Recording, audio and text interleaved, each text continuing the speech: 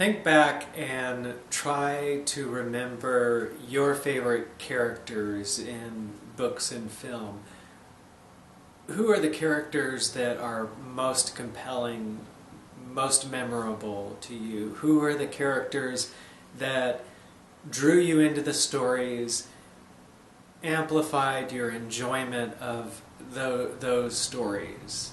Character depiction is such a powerful part of fiction that so often it seems like that is the major or one of the major reasons for us holding on to these stories in the first place. We getting to know these characters like they're living people and gaining insight from being entertained by the depiction of these characters.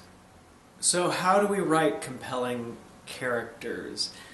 A better way of looking at this are, what are the ways that how can I develop my own strategy about how to write compelling characters? My theory is that the world's most compelling characters came about due to activities of the subconscious mind of the storytellers. It's just a part of the way humans think, that the things that we find compelling are the things that end up on the page, and in all likeliness those will be exactly the kinds of things that will make for a compelling work of fiction. And to relax into the activity of writing this way is one of the best ways to make the most artistic discoveries that you will make. And let the reality of your own life provide you with plenty of information that in your subconscious will be looked at as important information about the human nature that eventually will start to become part of your writing process. And these fictional characters that form will be experiments in your understanding of the nature of those people that you live with, depend on for survival and happiness, and feel responsible towards acting with in a social nature. One guide I have for myself is that I work with fictional characters that I myself find interesting. If I'm inventing a new character and I'm a little bit bored with the character, I change the character. These are it's fiction. I can keep some of those character traits. That character might keep the same job, but the way they look changes or their history changes. And until I find a character that rouses my curiosity. If this is a character that seems to be an anomaly to the part of town that they live in, or for whatever reason that catches my interest the way real people would catch my interest, and these are people that sort of make me realize that life can take all kinds of interesting turns. Just because you created / discovered a character very compelling, interesting, does not necessarily mean that the writing is going to be interesting. If you're accurately depicting what happens, and it's faithful to who you know that character to be and what you think that character would say and do, it may still be lacking. Okay, like if you recorded an hour of real life, it is real life, but it may not necessarily be interesting real life, because it may not reveal as many of the deeper meanings of what life is all about. So it's in fiction, it's a matter of distilling the truth of that story. When you're writing a character, you want to make sure that they say and do things that most exemplify the reality that they're stuck in, dealing with, what cards they've been dealt in life, the necessities and drives and their wants and their fears. If the more that you can make that part of your fiction, the more powerful that character will be. So just coming up with an interesting character, you can't stop there. It's a matter of fiction is a when we tell stories, it's a way of the reader to be informed about a little bit more about what life really is about. I have a quote here from Terry Gross, who is the host of NPR's Fresh Air. What fiction strives for, which is complex human stories that make you think about human nature, about the complexities of relationships and how everyone has their own version of reality. One of the really strange things about being a human is that we're all stuck in our own reality. We can't look past it. And all of us, and some of us much more than the rest of us. So when you're writing your characters, think of each of them being in a bubble of understanding, and they knock into each other's understanding. And this has to do with what people's prejudices are, what people's judgments are, what agendas people have, what worldviews people have, just the way they think. One of your characters might make snap judgments. Another one of your characters might never really be able to stand up for themselves. Another character might be so ambitious that they might have some understanding of the way those around them are feeling, but they just can't make it that important to themselves. We're talking about infinite variety here. There are so many ways that humans and characters and stories can have blind spots to what's really going on. We are all, to some extent, working with limited understanding. And so the landscape of your fiction can work with these dimensions of understanding. Okay, that sounds good in theory, but how can I actually use this for my writing? Well, one thing you can do is you can start to brainstorm about the different ways that your characters' different levels of understanding would knock into each other. How of course you would have one character that could be a great leader but just says offensive things to the other characters in the group, or a character that seems to have a great deal of understanding about what is going on with others, but turns out that they are very greedy for this one achievement and will suddenly turn on everyone else. They're thinking about, imagine each of your characters in kind of their own bubble and play out some of the things that can be said and that can happen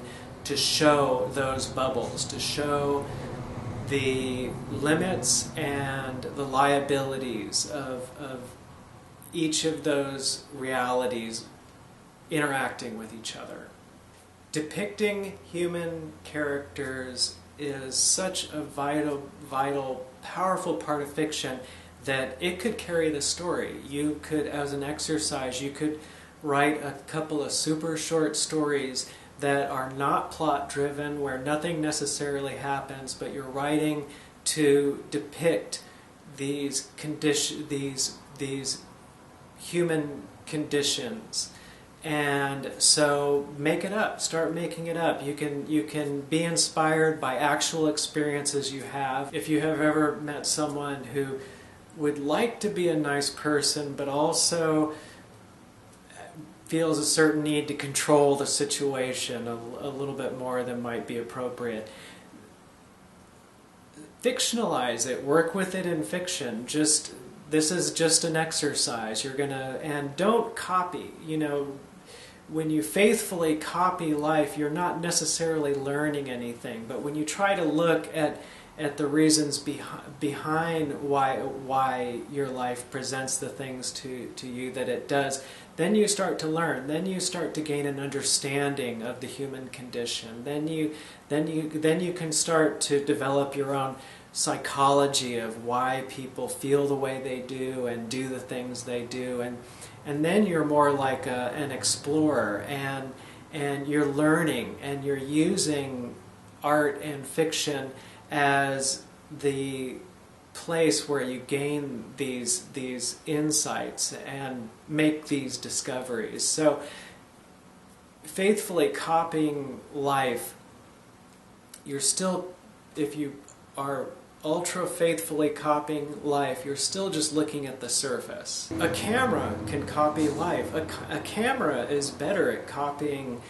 the environment in front of it than we are, but is it ever learning anything? So when you're fictionalizing one of these bubbles of knowing, the personal human reality, it will be one page, and let's talk about the individual who really wants to be nice but tries to seize more control of the situation. Fictionalize it. If it has been inspired by someone go ahead. You can make, if it's a man, make it a woman. If it's young, make it old. Change it around. If it's taking place at a grocery store, make it take place on a moon base that is about that offers about 100 square foot of room for the 9 astronauts living there.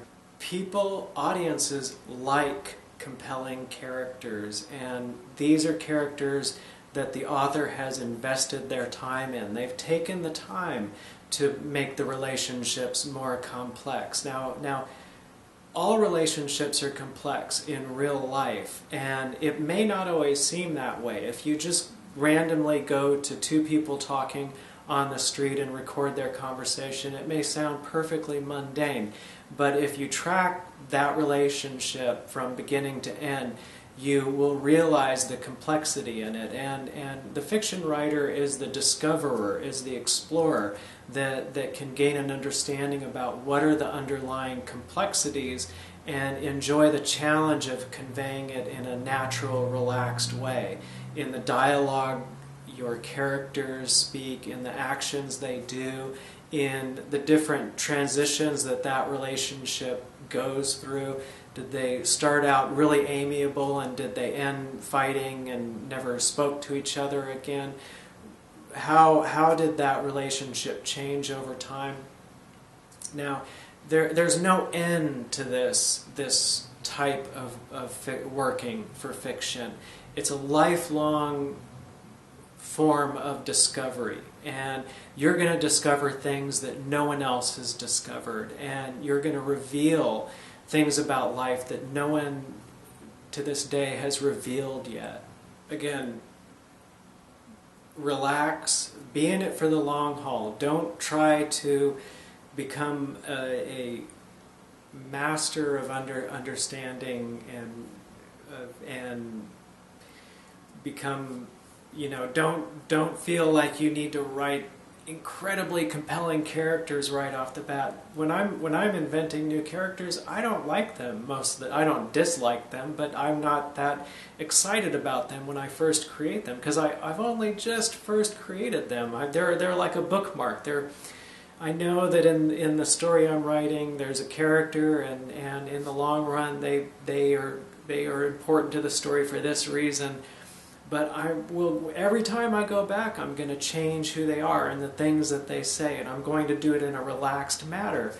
manner, and each time I'll enjoy thinking in such a way where I learn a little bit more about life and find them saying things and doing things that are a little bit of a surprise to me, and switching things out and changing things around until they become a complex character that if I knew that character in life, this would be the kind of character that would perk my curiosity right away, very much like real people I have met in my life. And it does not happen instantaneously, and I don't push hard to make it happen. I know that as I continue to work on a story, that I can always go back and improve characters later. Each time that I think about them and work with them is always a chance to improve them and change who they are. Have you ever read a book or watched a movie and thought to yourself, oh, if only, what if the character said or did that? Wouldn't that be great? Wouldn't that be funny? In a way, you have the opportunity to do that. What if you had the opportunity to actually go back in time when they were making that movie and said, what if you had this character say this, and then it happened?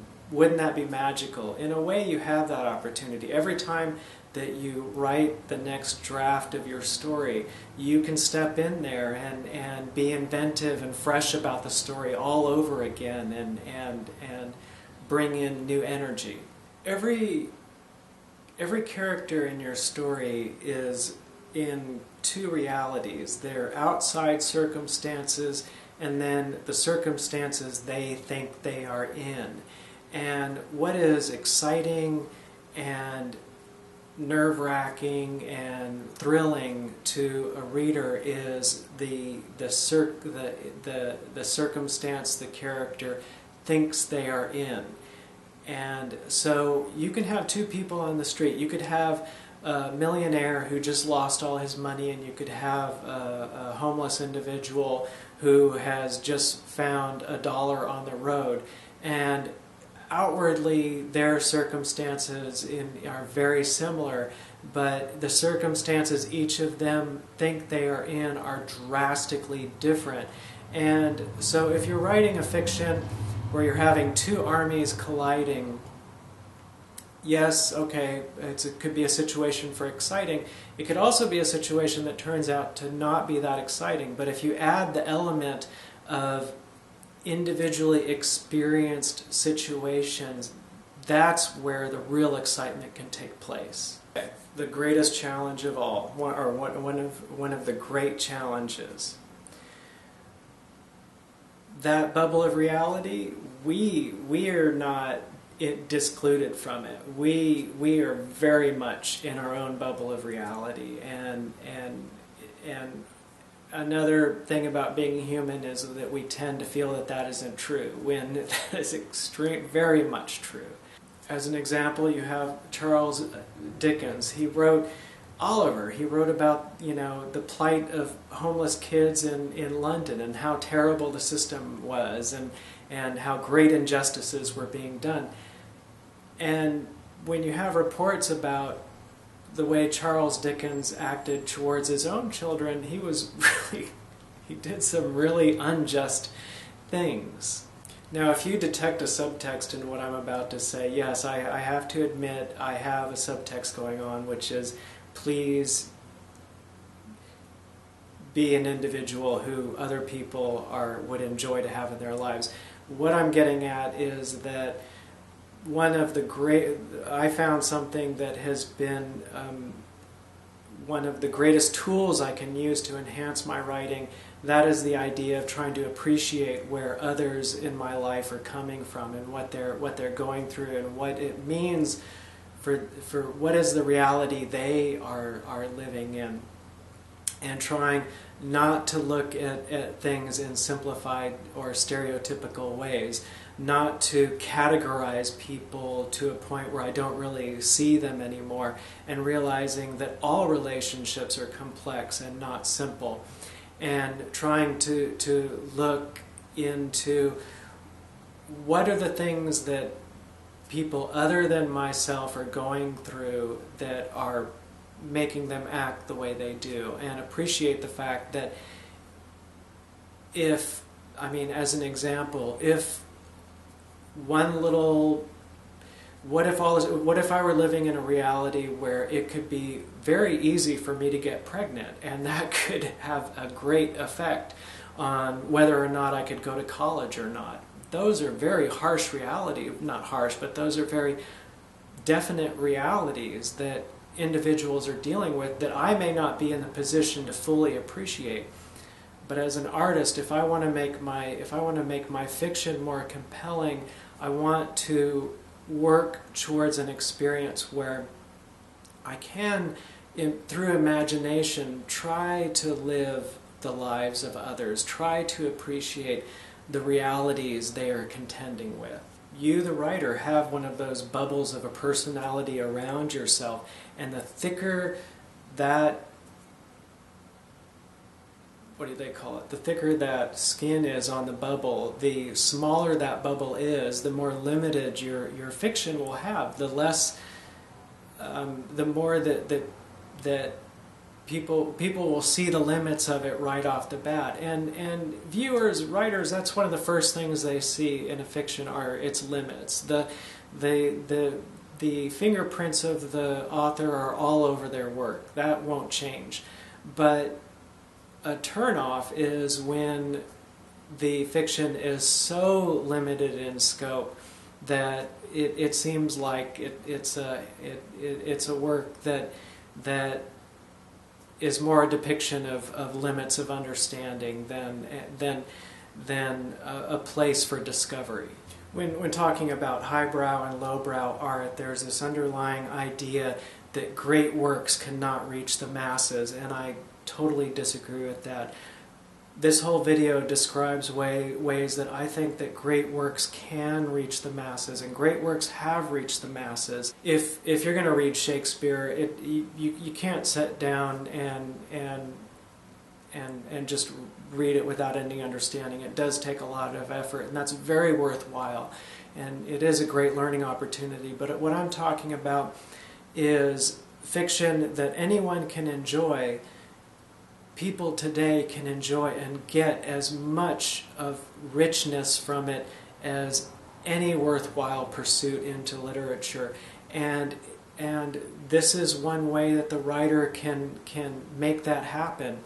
By you can create fiction that's very easy to read, very readable, and yet it is dealing with complex relationships that reveal things about human nature, just like Terry Gross said. As an exercise for one day, try to use your imagination to appreciate what life is like living as one of the people around you, and try to figure out what hard facts of reality these people are dealing with that we may not necessarily clue into, and try to place yourself in their place. Try to imagine and to appreciate the fact that if you were the same person you think you are, but you were in exactly the same situation they were in, you would probably come to very much the same decisions that they come to. And this is a amazing way of understanding, of gaining discoveries about human nature and discovering all these rich things that can happen in your fiction. You can still have the bad guy in your story. You can still have the good guy and the bad guy in your story.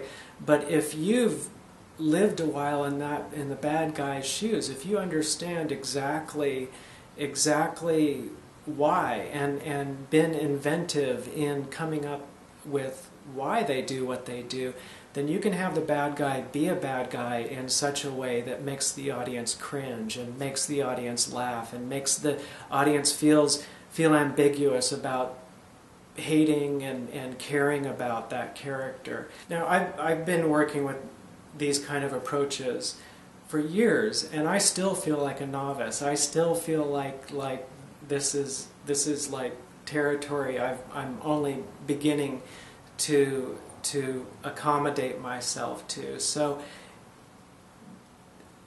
think of it as like a chance to get on the cutting edge of discovery. This is one way that humans can find themselves in an adventure of discovery. I'm not just talking about those that are in your immediate area. One thing to try to do is, it's an idea of living in the greater world. It's about, through imagination, trying to understand what it might be like for every facet of every different kind of person that you've ever learned about or know lives.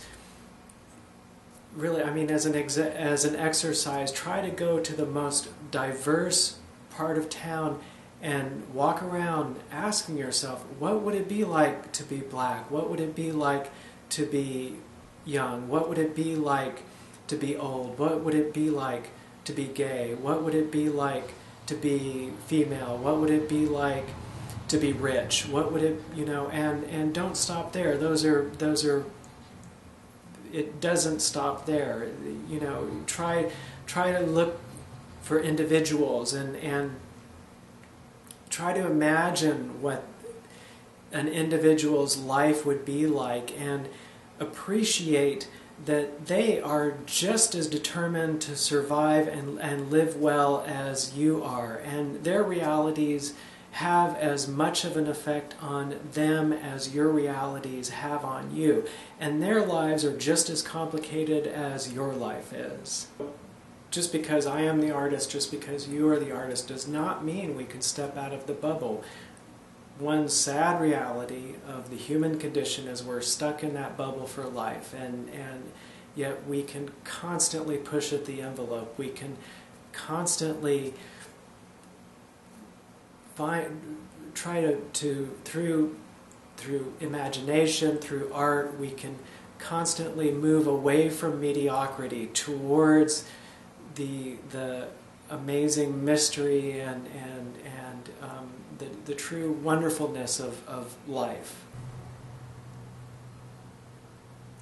It's normal to birds of a feather flock together, but if all your contact is with people who are very much like you, that enforces, that builds the thickness of the skin of that bubble. So trying to get to know people that are not like us are excellent ways of expanding our understanding and bringing us enlightenment. So the reason I make these is that it offers me a platform to introduce to you the project I'm working on. It's at solomation.com. Work of fiction, illustrated. I put into video format, 4 episodes for free. If you appreciate what I'm doing, back my cause. Take a little time to go watch some of those episodes. Tell a friend about them. Please hit the like button, leave a comment, subscribe. I greatly appreciate all the comments I have gotten. They encourage me to make more of these, and I just really appreciate knowing that there are more people out there in the world interested in these kinds of things. I hope that your writing goes great, and